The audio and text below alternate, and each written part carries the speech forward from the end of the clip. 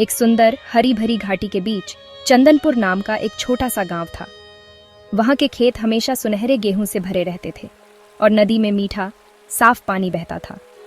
चंदनपुर के लोग सीधे सादे और खुश थे। वे कड़ी मेहनत करते थे और एक दूसरे की मदद करते थे। लेकिन इसी खुशहाल गांव में एक धनराम नाम का आदमी रहता था। वह एक शॉपदार था और उसकी दुकान में चीनी और नमक से लेकर रंगीन कपड़े और चमकीले बर्तन तक सब कुछ मिलता था। गांव का हर कोई उसकी दुकान पर आता था। धनराम बहुत अमीर था, लेकिन वह बहुत खुश नहीं था। उसका असली दोस्त केवल उसका पैसा था और उसे दुनिया में किसी भी चीज से ज्यादा प्यार करता था। उसे हर दिन और ज्यादा पैसा चाहिए था। धनराम का दिन हमेशा पैसे के विचार से शुरू और खत्म होता था। सुबह वह अपनी दुकान खोलता और सोचता, मैं आज कितना कमा सकता हूँ। वह अपनी चीजें उनके असली दाम से थोड़ा ज्यादा में बेचता था। हमेशा हर ग्राहक से एक अतिरिक्त सिक्का कमाने की कोशिश करता था। रात में अपनी दुकान बंद करने के बाद वह तुरंत सोने नहीं जाता था। इसके बजाय वह अपने घर के पीछे एक छोटे अंधेरे कमरे में बैठता था। वहां उसने एक बड़ा चमड़े का बैग रखा हुआ था।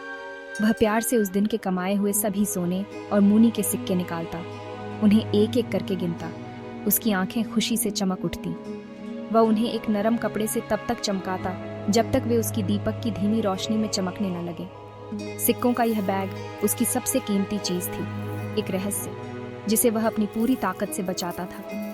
वह अपने या अपने परिवार पर एक भी अतिरिक्त सिक्का खर्च नहीं करता था। उसके कपड़े पुराने थे और उसका घर साधारण था, एक अमीर आदमी के घर जैसा नहीं। वह मानता था कि खुशी पैसे खर्च करने में नहीं, बल्कि केवल उसे जमा करने में है।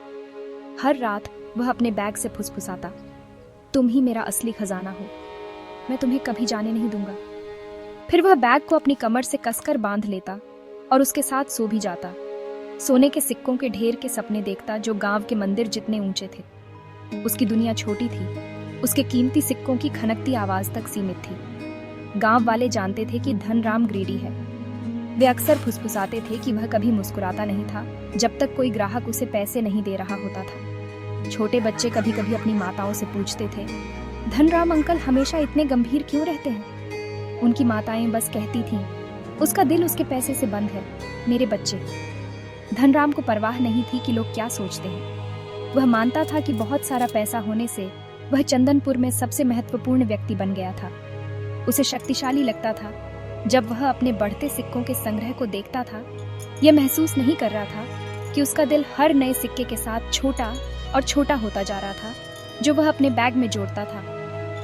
वह अपने चारों ओर सोने की दीवार बना रहा था, एक ऐसी दीवार जो खुशी और फ्रेंडी को बाहर रखती थी। एक शाम, एक बहुत फायदेमंद दिन के बाद, धनराम घर जा रहा था। उसका बैग सामान्य से ज्यादा भारी लग रहा था और उसके चेहरे पर एक चौड़ी ग्रीडी मुस्कान थी। उसने एक पास के शहर के व्यापारी को अनाज का एक बड़ा स्टॉक बेचा था और एक अच्छा मुनाफा कमाया था। उसने घर जल्दी पहुंचने के लिए एक संकरी अंधेरी गली से शॉर्टकट लेने का फैसला किया। वह जितनी जल्दी हो सके अपने नए कमाए हुए सिक्कों के साथ अकेला रहना चाहता था। गली शांत और सुनसान थी। केवल चांद लंबी डरावनी परछाइयां जमीन पर डाल रहा था। धनराम ने अपने पैसे का बैग कसकर पकड़ा हुआ था। उसका दिल उत्साह और डर के मिश्रण से धड़क रहा था। वह बैग पर इतना ध्यान केंद्रित था कि उसने कोने में सो रहे आवारा कुत्तों को नहीं देखा।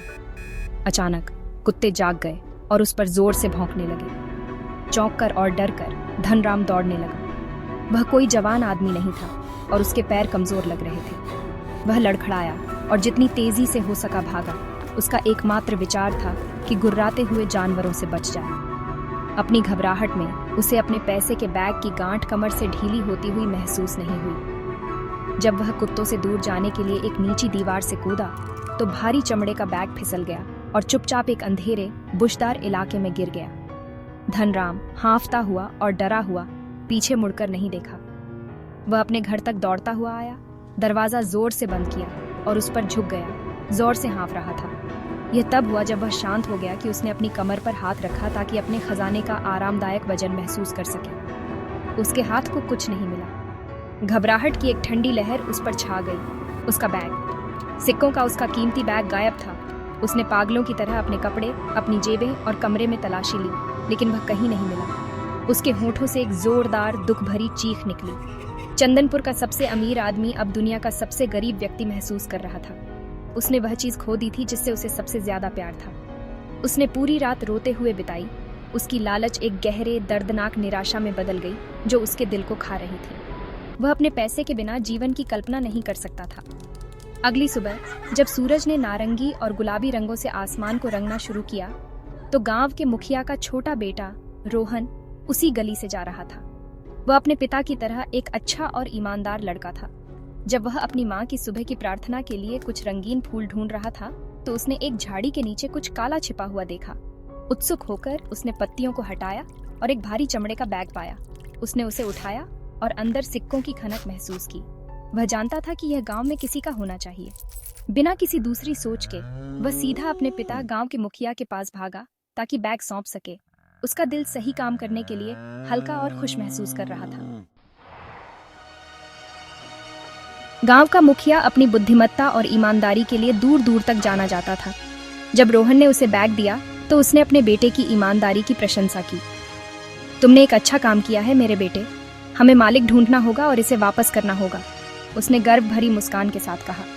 वह बैग के वजन से जानता था कि इसमें बहुत पैसा था। जल्द ही पूरे गांव में यह खबर फैल गई कि मुखिया को सिक्कों का एक खोया हुआ बैग मिला है। धनराम, जो अपनी दुकान में रो रहा था, ने खबर सुनी और मुखिया के घर की ओर भागा। ये मेरा है, ये मेरा बैग है, उसने चिल्लाया। उसकी आंखें राहत और अधीरता से चौड़ी हो गईं। मुखिया ने शांति से उससे पूछा, क्या तुम मुझे बता सकते हो कि बैग में ठीक कितना पैसा है धनराम? धनराम का ग्रीडी दिमाग तुरंत काम करने लगा। उसने सोचा, मुखिया एक ईमानदार आदमी है, उसने सिक्के नहीं गिने होंगे, यह और भी पैसा पाने का मौका है। तो एक चालाक नजर के साथ उसने कहा, बैग में 500 सोने के सिक्के हैं, मैंने उन्हें खोने से पहले खुद गिना था। मुखिया हैरान था।